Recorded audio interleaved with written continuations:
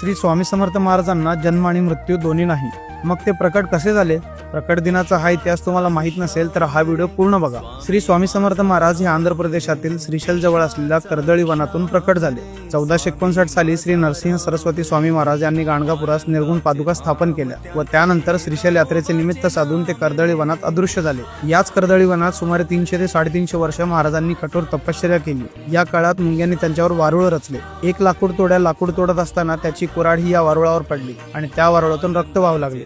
बघता क्षणी त्या वारुळातून एक अजानुबाहू तेजस्वी मूर्ती प्रकट झाली आणि तेच होते अक्कलकोटचे श्री स्वामी समर्थ महाराज. त्याच दिवसाला आपण प्रकट दिन म्हणून साजरा करतो. नंतर काशी, प्रयाग असे भ्रमण करत ते उत्तरेकडून दक्षिणेत आले. 1856 मध्ये स्वामी समर्थ महाराजांनी अक्कलकोटमध्ये प्रवेश केला आणि सगळ्यात आधी ते याच खंडोबा मंदिरमध्ये थांबले होते. स्वामींनी 22 वर्ष अक्कलकोटमध्ये वास्तव्य केले आणि अक्कलकोट हे तीर्थक्षेत्र झाले. अक्कलकोट ही एक अशी जागा आहे जिथे स्वामींनी आपली साधना केली, भक्तांना आशीर्वाद दिले आणि भिवू नकोस, मी तुझ्या पाठीशी आहे असा विश्वास दिला.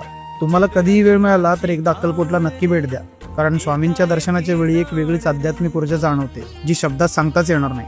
स्वामींच्या कृपेने तुमच्या जीवनात सुख, शांती आणि समृद्धी येवो हीच या प्रकट दिनी स्वामींकडे प्रार्थना. जर तुम्हाला प्रकट दिनाची ही माहिती आवडली असेल तर पेजला नक्की फॉलो करून ठेवा. जय श्री स्वामी समर्थ.